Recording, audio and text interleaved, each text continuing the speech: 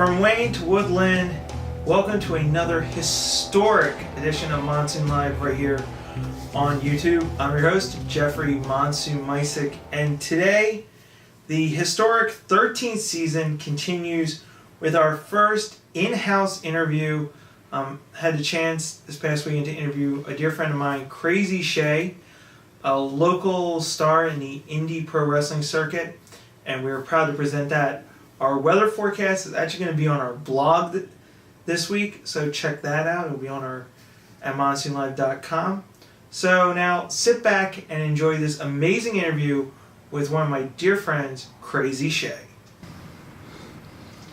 Hey everybody, one of our most unique interviews is about to take place live, no Skype, no computers, live. We're in the building. We're in the arena. The crazy man himself, Crazii Shea, is my guest at this time. Shea, welcome to Monsoon Live. Well, thank you, man. Thanks for having me on. I'm enjoying it, man. I'm liking it so far. So, I gotta ask, where did the name Crazii Shea come from? Well, man, there's several references. I've always been the wild one. In high school, me and my principal got into a fight. I knocked him unconscious and ran from the school in my boxers, and the police brought me back to the high school in just my boxers and handcuffs, and they took me away to a mental institution for 2 weeks. The name is earned, it's not given. And I try to earn it every time I go out there and wrestle, because with a name like Crazii, damn it, they expect something, and my lunatics I aim to please. Well, that takes them to our next question. What got you into pro wrestling? Man, I was 3 years old in my grandfather's lap. We watched everything. He taught me all the moves. He knew everything that I know, basically. He taught me everything. I mean, when I went to training, out of the list of 90-some moves, I knew 80 of them already. I was already ready. And, I mean, my grandfather used to put me in the figure four right in the living room. It was, oh, watch, let me show you how to do this. I already knew half the stuff, and I mean, as I hit 16, 17, I started going to indie shows. Actually, I was like 14. I just got into high school. I went to a place I won't even mention. It's not worth mentioning, but I went there, met a guy, and he said, if you want to wrestle, you're serious, go into high school wrestling. And I did, and I've been wrestling ever since. Now, 19 years if you count the amateur wrestling. Whew. So, what advice do you give the folks who want to get into pro wrestling? You've been doing it 19 years, and there's a lot of folks out there who sees it and then we're like, huh? There are so many people that want to get into this. However, out of a class of 33, we had 4 graduate. And there's a reason for this. Not everybody, hey, I want to be a pro wrestler. You don't think about everything that goes into it. I just logged my 3 millionth mile. I have missed my daughter's birthday. I've not been able to talk on my daughter's birthday. I've been in hospitals over holidays. I'm on the road on holidays. There's a lot of sacrifice. It's not just your body. It's your family. You got to be willing to give up a lot if you want to gain what it takes to be a pro wrestler. I mean, everybody wants to do it until you got to start taking the bumps and your body starts feeling it. I mean, oh, hey, buddy. Yeah, I mean, it takes a different type of a person, and everybody thinks they're that type of person until come on over here. Everybody thinks they're that type of a person until they get into the ring and they start. And then they realize, oh, hey, maybe this isn't for me. So if you're going to do this, make sure you're willing to give it everything. Go lay down. Be good. Go off the mat. Look, she even thinks she wants to do it. That's how it works. That's how it works. Everybody wants to do it until it's time to do it, and then it's just like the dog gone. Out of all the indies and pretty much WWE, since that's the biggest one, who would you like to face in a live? If it could be anywhere, at WrestleMania or even just in a basement. Man, it could be in a basement because I don't care about all that anymore. I've wrestled everywhere, but if I had to, the little kid in me, the one that says I don't care about the match, I just want to wrestle him, says Sting. But I mean, he was blonde-haired '90s Sting. That's the one I want to wrestle. Thank you. Not the new one. I like the old school Sting. But if we're talking match-wise, man, I could go Rey Mysterio, Super Crazy, Psychosis. Any one of those guys would give me a run for my money and be able to do and know how to do what I do. That would be one of my any one of those guys I know we can put on a stellar match. Well, I've had the privilege and joy to see you in action multiple times. I have to ask, what's the deal with you in tag teams? Do you even do them? Because I've always seen. Man, I'm cursed. I am cursed. I've had tag team partners. Every tag team partner of mine, something happens to. They either get fired, they get shot, they die. That's legitimate. Do not tag with me. This guy, I've got the black schleprock cloud luck. That's me. It's just, I don't know. I'm not good in tag teams. Everybody I've ever tagged with, again, has either been shot, fired, or died. So don't tag with me. I'm apparently poison. Unless you're a legend. I mean, I've tagged with Brodus Clay. I've tagged with a bunch of people. But, you know, most of my long-term tag team partners, anybody over one show, it's bad luck, man. I've got that cloud.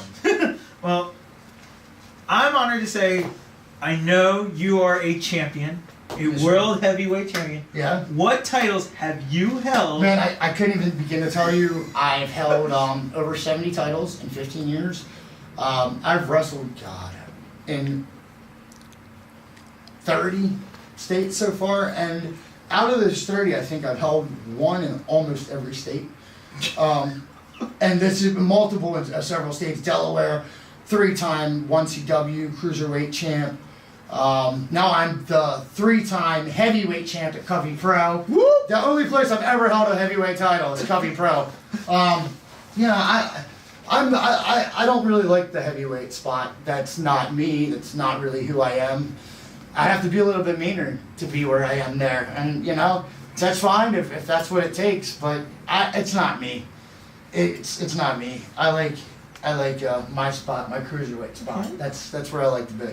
Now, what is your preference? Do you like to be on the good side, the bad side? Like, are you just the... I'm me.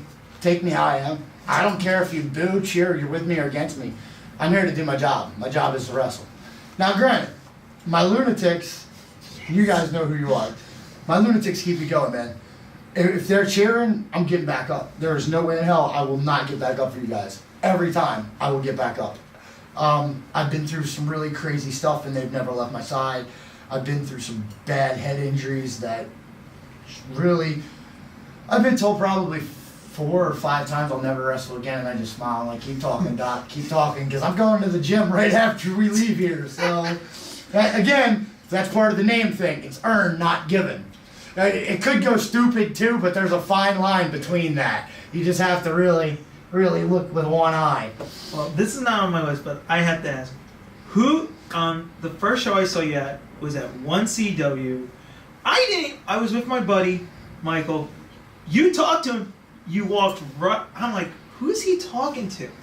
And then at the very end, there was this amazing entrance, which we will hopefully get on our YouTube show you guys. It'll be there. I've got the clip. It's amazing. Who came up with that idea of you? Pretty much, it was like he resurrected from the dead, folks. Man, look, I got put in a coffin, and for a little while, nobody saw me. My buddy came to me and said, dude, I've got a way to bring you back. And 2 of my great friends / lunatics / besties, Jay and Matt Shanks, Jay Jobs, Matt Shanks, these guys came to me, also along with Sean Hardy, and said, we have an idea. And they pitched it to me, and I was like, yeah, I've never come back from the dead before. I think that sounds like a good idea. So, and it's kind of funny because if you really knew everything that it took to get the special effects that we did, like I'm in a coffin, I'm literally in a coffin. I'm smoking a cigarette in the coffin so that I got the smoke to come out of the coffin, which was one of the best effects ever, but probably took 2 years off my life. Again, it's all for the show. I fucking love you guys. It would just, I wanted to do something different. And when they came to me with that idea, I was like, you know what? How many times can you say you come back from the dead? Sure. Yeah, I'll do it. And then my buddy was like, oh, I have a 9-foot tall Grim Reaper that'll bring you out. It's like, oh yeah. You sign my name wherever you need to. I give you permission, do it. And folks, it was one of the most amazing entrances I've ever seen. What upcoming events or where people can see you in action? Well, let's see. Well, you gotta pause that for a minute because I don't know when this is airing. This is airing tomorrow. We air it on Sunday. Sunday, not tomorrow. Yeah, I mean on Sunday. Sorry. All right. So It's after this weekend show. After this weekend. Sit down. okay, every month it covered. Oh, okay. I'm just gonna give generals because Okay. dude, my head's No, that's fuzzy. okay. Come on. It really is. Nice. I can't pick days. Off the mat. Daddy boys. Yeah. Sit. Good boy. So what upcoming events? Like where can they see you in action? Man, you can look me up on CoveyPro.com. I'm there every month without fail. Yeah, check that little scrolling thing on the bottom, CoveyPro.com. You can also catch me at CCW in Delaware. That's Coastal Championship Wrestling. Let's see, who else do I wrestle for? Man, there's like so many different venues and places I'm going. They're the two you can always find me at, without a question of a doubt. If you need me, I'm there. Any 1CW show, I wrestle for him. I've wrestled for him for 13 years. I'm at every show. You cannot miss me. I'm the guy with the blue tongue, breathing fire. And my last question, just because it's the wrestling guy in me. What do you think at WrestleMania 30 that they ended the Undertaker streak?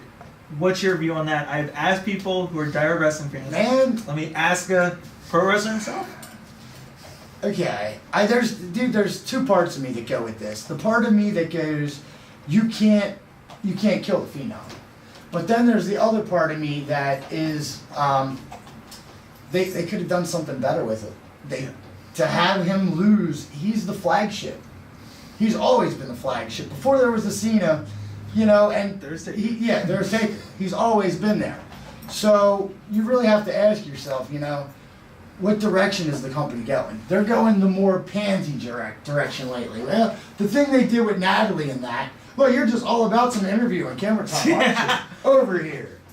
Well, maybe you have to get me you're about to wrestle. There's a time and place for everything, and maybe it's time for him to take a backdrop, and you can't go out on top. Yeah. Although, if anybody deserved it, it would have been the Taker. So that's where I stand on that one, man. Well, folks, this has been an amazing interview with my buddy, my good friend, Crazii himself. Guys, see you next time. And the pup. Can't forget the pup. forget our buddy You pup. get camera work. That's Yeah. how this works. Yeah, no. All right, guys. Okay. No guess. No, she just wants my camera. That's all. Camera and love. Just like. Well, thanks for having me No on. problem. Catch Monsoon live whenever you get a chance. I'll be back. This will not be my last Oh time, no, for sure. he's coming back. We're gonna get crazy. Yeah. Thank you, buddy. See you, man. Camera whore.